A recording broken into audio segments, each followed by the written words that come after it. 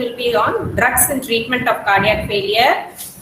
The speaker would be our famous Dr. A. Geeta Rani ma'am, Associate Professor, Department of Pharmacology, EVMC. Madam finished her MBBS from Tirunelveli Medical College and did her MD Pharmacology from Madras Medical College.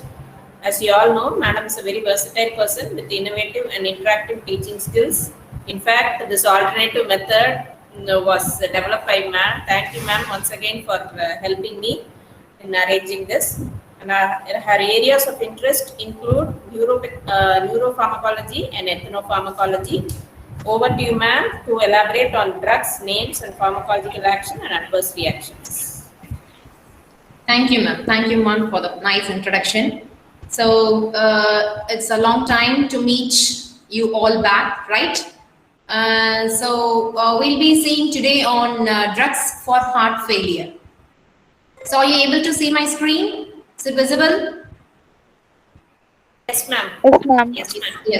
Yes. So today we'll be seeing the continuation on the management of heart failure. So what are the things we should keep in mind while managing heart failure? So we have to treat the associated conditions of heart failure and lifestyle modifications, which includes low sodium diet.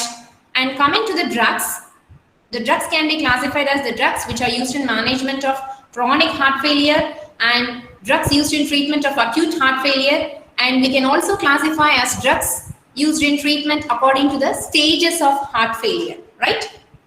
So before going to this, I have already asked students to install the Slido app. So those who are having this just for a trial, you can go to Slido app and the code is 21888841. So log in just for a trial. So 218841. So students, have you joined? Yes, ma'am. Yes.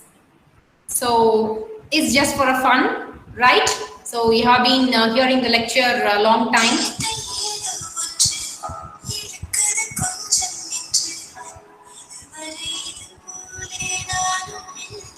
So who is the singer for this? That was the question. So I think you are able to hear, right? Let me see.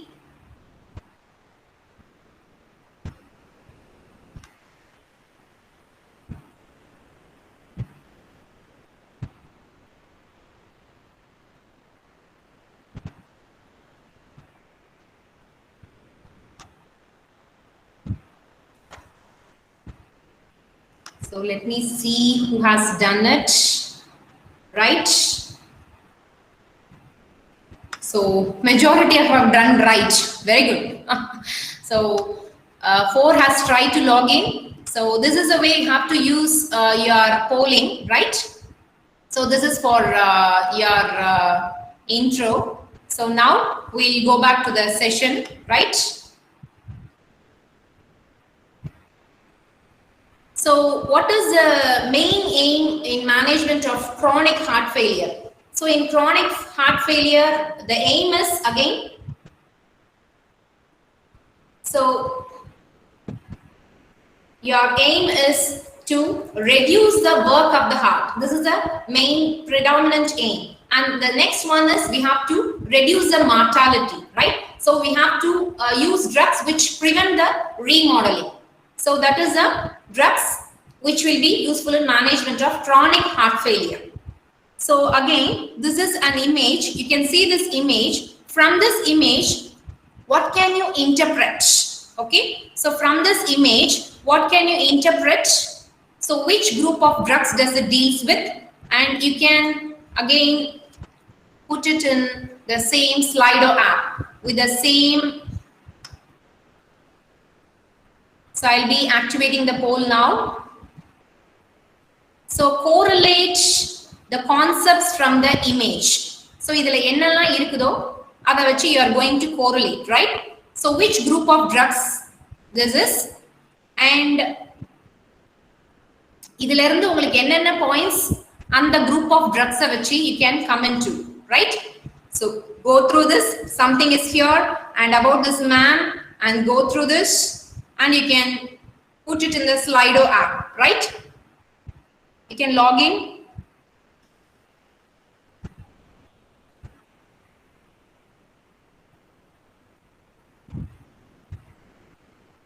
So let me see.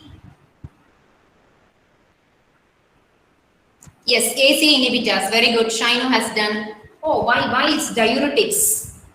AC inhibitors. It's AC inhibitors because as the chord is there. So from there again, can you correlate anything with relation to AC inhibitors? Any other points from this? Some pearl is there, okay, and some heart has been broken here, and the person's face is like this.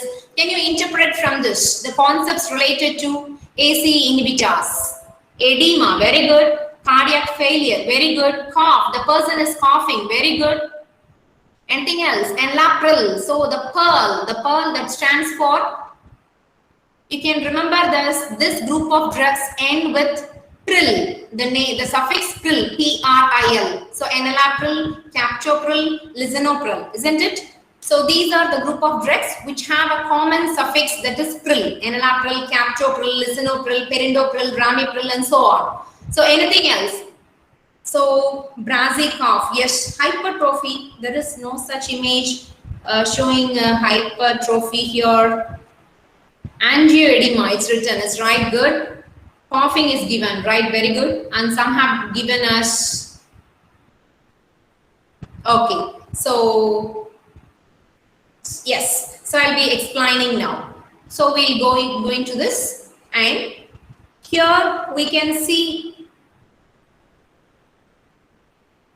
yes, so this three cards, they represent ACE inhibitors. ACE inhibitors are the group of drugs which play a major role in treatment of chronic heart failure.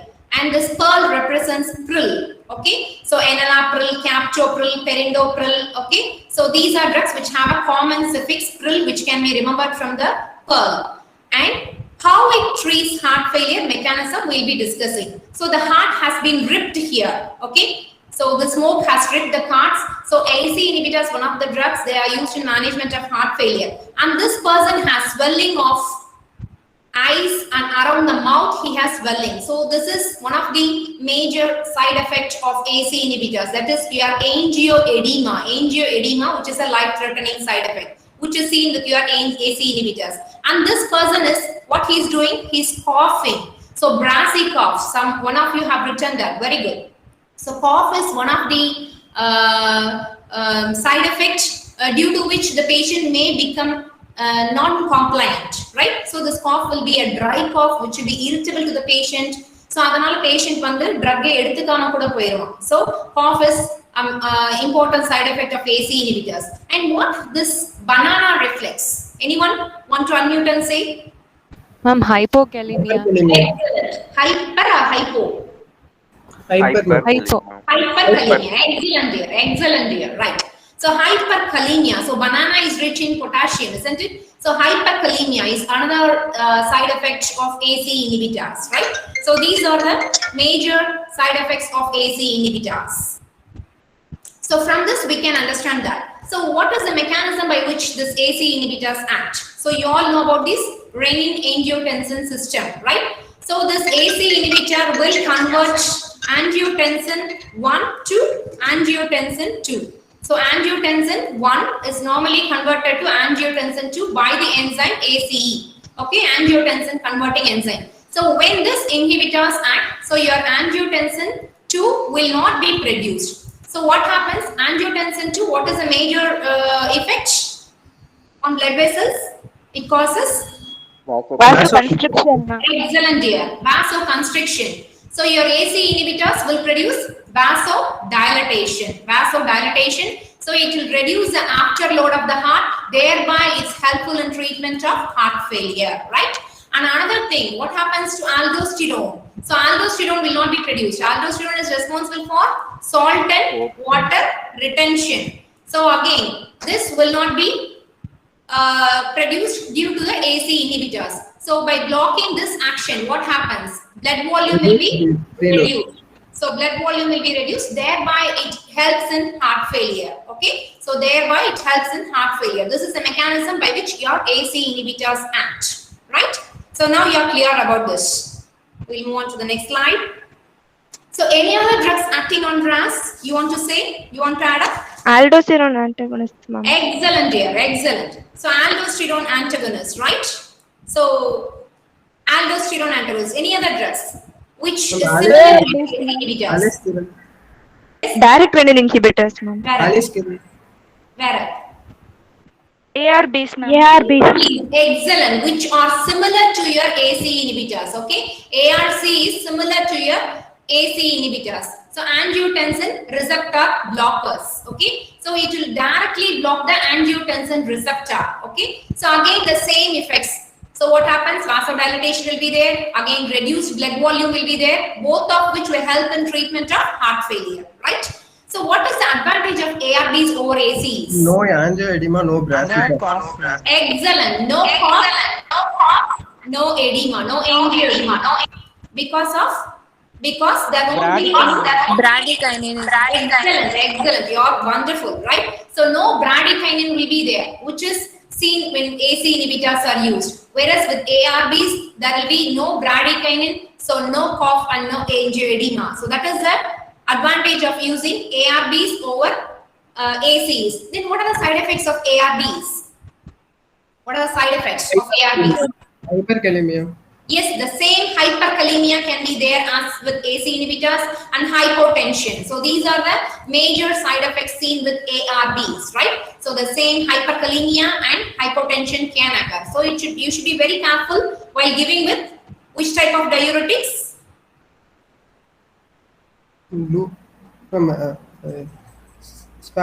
Potassium sparing diuretics like spironolactone. Very good. Potassium sparing diuretics like your spironolactone. So now, what is this? Again, from this picture, can you interpret something? Something is there. Here a boy is chewing a lollipop, right? And this is a fish tank, right? So you want to, something is coming from here. Can you interpret something from this? So again, go for Slido app. Again,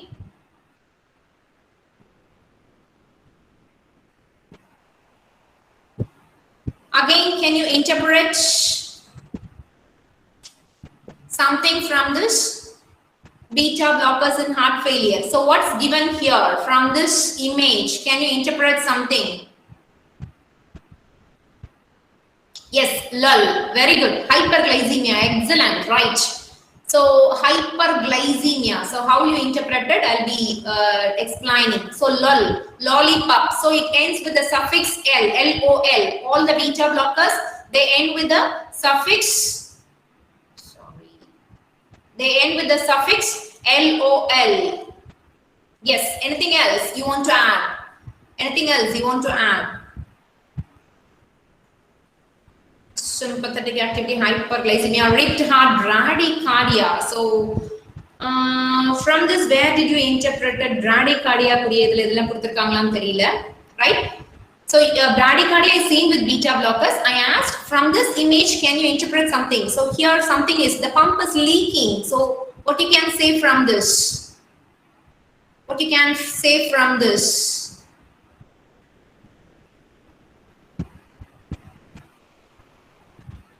Yes, why spironolactone came here, I don't know. So can I go with hyperglycemia, hypotension? LOL is very good. So LOL, lollipop, that lollipop again here stands for leaky channel. Very good. So this leaky channel says something. So leaky channel says something that pressure is released. So beta blockers are used in treatment of acute decompensated. Right, heart failure, right? Now pressure release aradhanala, you can say again it can be used in treatment of hypertension, right? Isn't it? So on the picture nodayadha dhaan vandittu na interpret panna sonna in the picture la dhaan, right? So with this I'll be ending this poll, right? So let me go here. Okay, so here again this lollipop again stands for the LOL. So beta blockers are the drugs which ends with LOL. Okay. So metoprolol, right? Carvedilol, right? Okay. Bisoprolol. So why I am writing these drugs, not the common drug? Which is a common drug? Which is a common beta blocker? Propranolol. Excellent, dear. Propranolol. But propranolol is not used. Only the cardioselective Selective. beta blockers are used. Very good. Cardioselective beta blockers are used because beta 1 receptors are present in Heart. Now, heart only. So beta 1 receptors are present in heart, and what do? They increase your Rate, ma'am. Contraction. yes, they increase your force of contraction, right? So they increase your force of contraction. So then how come we can go for a beta blocker? So on this picture again shows pressure is leaked from this pump. So it's also used in management of hypertension, right? And again, this boy to suppress his appetite, he'll be eating lollipop. So beta blockers, what they will do? They mask the symptoms of hypoglycemia, isn't it? They mask the symptoms. Okay, they mask the symptoms of hypoglycemia. So that is the thing which can be interpreted from this image. And again, this ripped heart, so we can remember it's used in management of heart failure, isn't it? So now what is the mechanism, right? So what is the mechanism? Anyone want to say, add here? So already heart is failing. It blocks the beta 1 receptors present in the heart, and at the same time, it also blocks the beta 1 receptors present in the JG cells of the kidneys. Thereby, it reduces the renin production, ma'am. Yes, very good. So thereby it reduces the renin production. So though we need the contraction to be improved for a failing heart, this beta blockers, what they do is they will block the excess catecholamines. So what happens in heart failure? There will be sympathetic overactivity to compensate your failing heart. So this beta blockers will block the excess catecholamines. So it will prevent the hypertrophy of the heart. It will prevent the hypertrophy and remodeling, right? It will prevent the hypertrophy and remodeling. So they are useful in treatment of chronic heart failure. Okay, so they are used in treatment of chronic heart failure. This is the role of beta blockers. Then next, so next thing is, so from this you want to say something? Vasodilators. He's Prabhas, isn't it? She's Anushka. I think everyone knows this. The rendu combination of Sama. Ilya Bahubali. So it was a major hit. So want to say something here? Vasodilators. You have to use a combination of preload, drugs which reduce the preload and drugs which reduce the afterload, right? So you use a combination of these drugs in heart failure. So preload reducing drugs and afterload reducing drugs. So preload reducing drugs like your nitrates. So isosorbide dinitrate, okay? Isosorbide dinitrate, and afterload reducing drugs like your hydralazine, okay? Hydralazine. So which will be effective in management of heart failure, okay? So which will be effective in management of heart failure. So use a combination of preload reductors and afterload reducing drugs like your hydralazine, which is an afterload reducing drug, and nitrates, which is a preload reducing drug, right? And what is the main side effect with your nitrates? Most common side effect? Hypotension. Flushing, throbbing. And reflex Morning. tachycardia. Headache, very good. Monday morning Headache. sickness. Yes, very good. That can be due to tolerance, isn't it? It's due to tolerance, the phenomenon of tolerance. So now we have seen about chronic heart failure. So what are the drugs used in chronic heart failure? Major role, AC inhibitors, beta blockers, and your vasodilators, right? So now we are moving to drugs which are used in management of acute heart failure. So what is the main aim here? There, your main aim is to reduce the work of the heart and reduce the mortality in chronic heart failure. So what in case of acute heart failure? You have to relieve the symptoms, right? So you have to relieve the congestive symptoms to reduce it and to increase your contractility. For these two actions, we need diuretics. So diuretics will reduce your congestive symptoms, right? and ionotropic drugs will improve the contractility. So which are the ionotropic drugs? Which includes your dobutamine, dopamine, digoxin, and ionodilator, which includes amrinone and milrinone, right? So what happens in case of acute decompensated heart failure? As already said, comorbid conditions like some valve problems like acute mitral regurgitation or acute aortic regurgitation or hypertension can increase your systemic vascular resistance and can lead to decompensated heart failure. So you have treatment of choice would be IV loop diuretics and IV vasodilators, okay? And you have to monitor these vital signs, weight of the patient daily, and electrolytes, because diuretics can cause hypokalemia. So electrolyte imbalances are more common with your loop diuretics. So you can go for checking serum electrolytes, and you have to monitor the symptoms of pulmonary congestion. So which is a common symptom? Yes? Dyspnea. Very good, very good, very good. So you can remember, for disabled conditions, use all these. So for reducing the symptoms, you can go for diuretics, and for improving the contractility, you go for dobutamine and dopamine. So digoxin, so which is the most, I won't say it's the most commonly used. So I say digoxin is not, the thing is, it's not the first line drug. Why?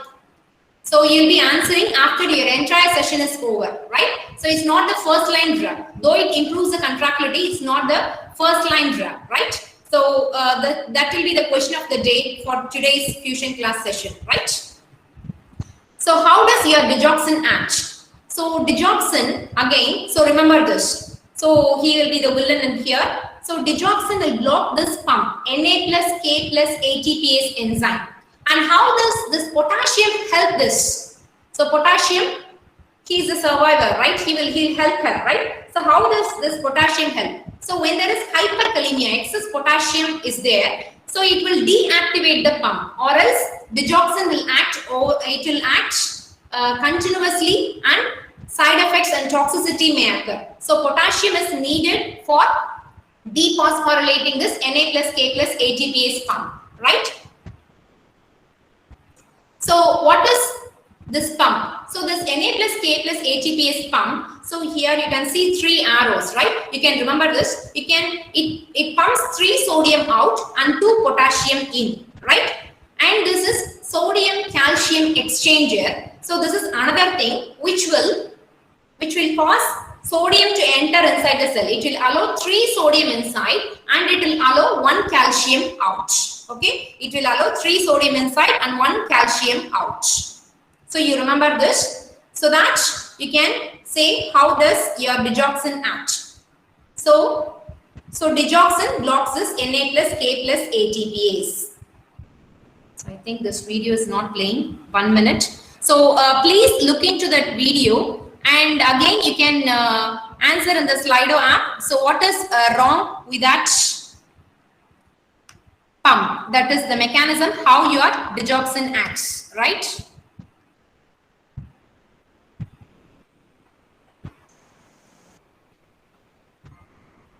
So please see this carefully.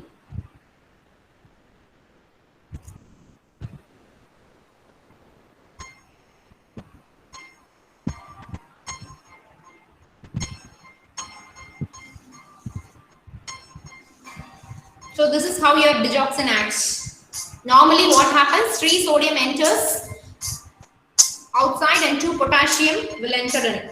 So what happens when digoxin acts? Digoxin blocks this pump. So sodium cannot move out. Sodium calcium exchanger.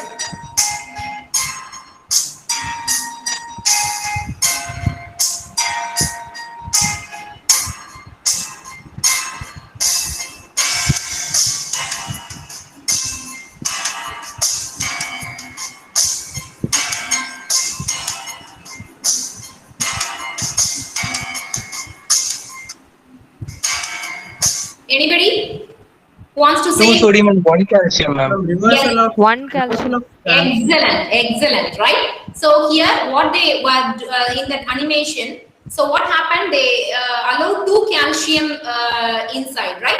So 2 calcium. Actually, for 3 sodium exchange, only 1 calcium should move out, right? Only 1 calcium should move out. Here, it's again, they have done it wrong, right? So how does it act? So digoxin, what is the mechanism? Again, so it will block this Na plus K plus ATPase. So what happens? Sodium accumulates inside. So this sodium again will not allow calcium to move out. So calcium again, it accumulates inside. So which in turn will cause increased calcium released from the sarcoplasmic reticulum. So again, it will increase your contractility, right? So it increases your contraction. So this is the mechanism by which your digoxin acts. I think you are clear now, right? So what are the commonest side effects of digoxin? This definitely everyone should say.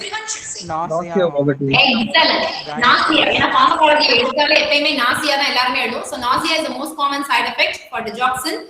Again, it can cause so many cardiac changes. So cardiac arrhythmias. So which is the most common arrhythmia? Ventricular arrhythmia. Yes, ventricular premature contractions or ventricular bigeminy is the most common arrhythmia seen with the digoxin. Okay, and which is the most specific? This is most common. Which is the most? Yes. Most specific arrhythmia seen with this?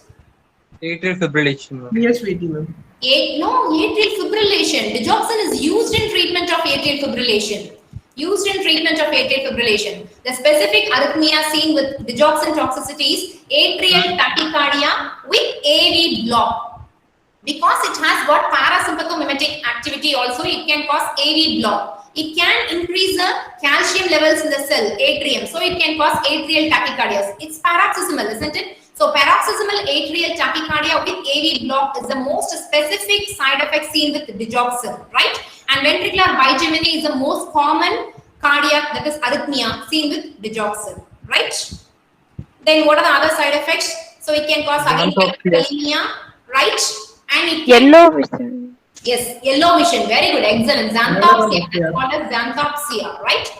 It can also cause electrolyte abnormalities. Since it's excreted by kidney, we should be cautious while giving drugs like amiodarone, verapamil, diltiazem, and quinidine, which will inhibit the renal clearance of digoxin, right?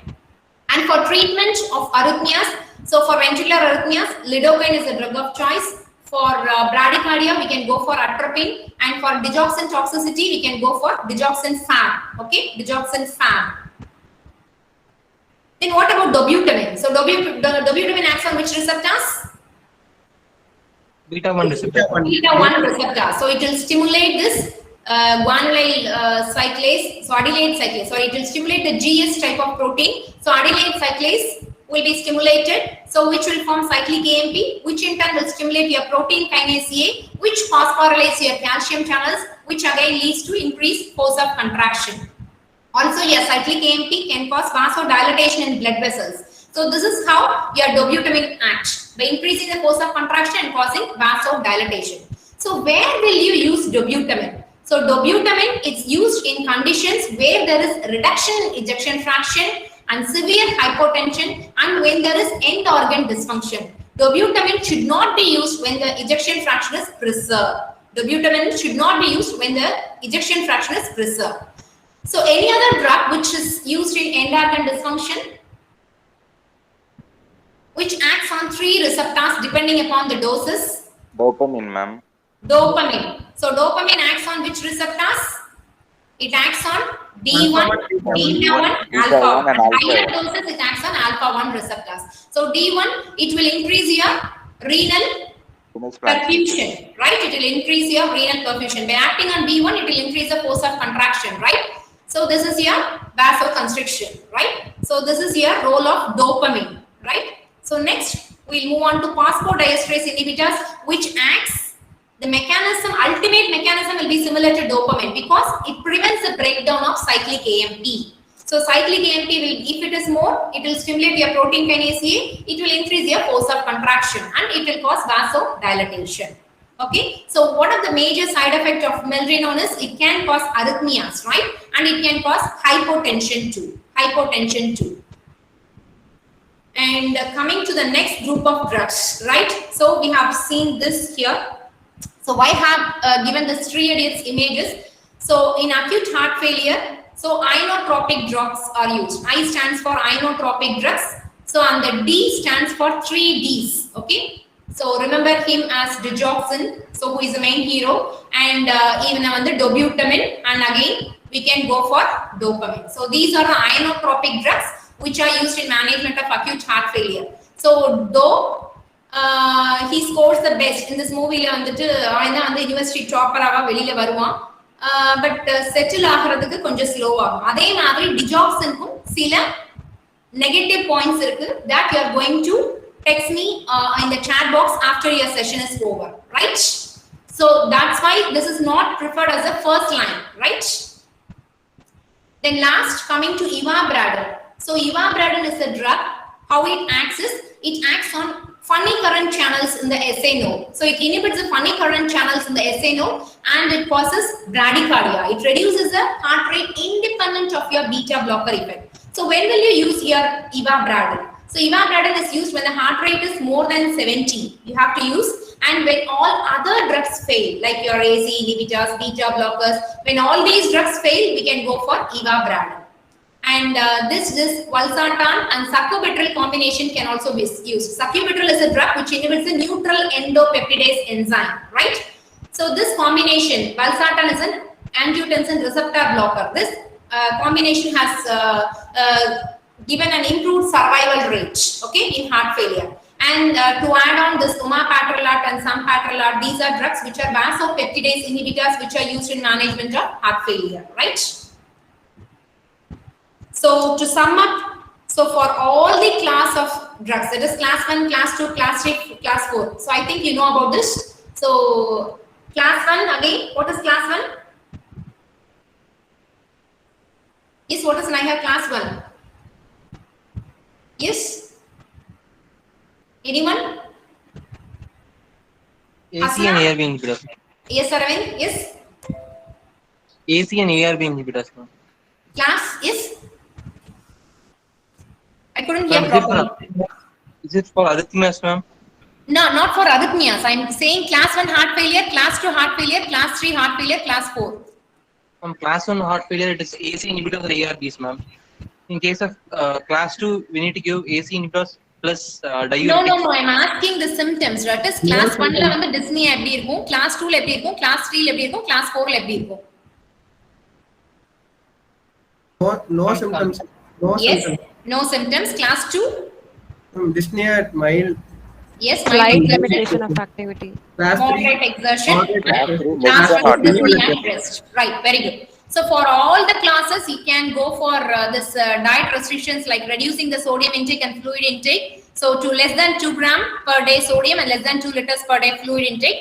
And beta blockers and AC inhibitors can be used for all the classes. For class 2, to reduce the fluid overload, so which will you prefer, loop diuretic or thiazide diuretic? Loop diuretics, ma'am. Yes, loop diuretic is preferred more. Very good. Loop diuretic is preferred more. Whereas your thiazide is preferred in case of which cardiac disease? Hypertension. Yes, very good. Mild to moderate Hypertension, hypertension. thiazide is more preferred than loop diuretic. For heart failure, loop diuretic is the best choice.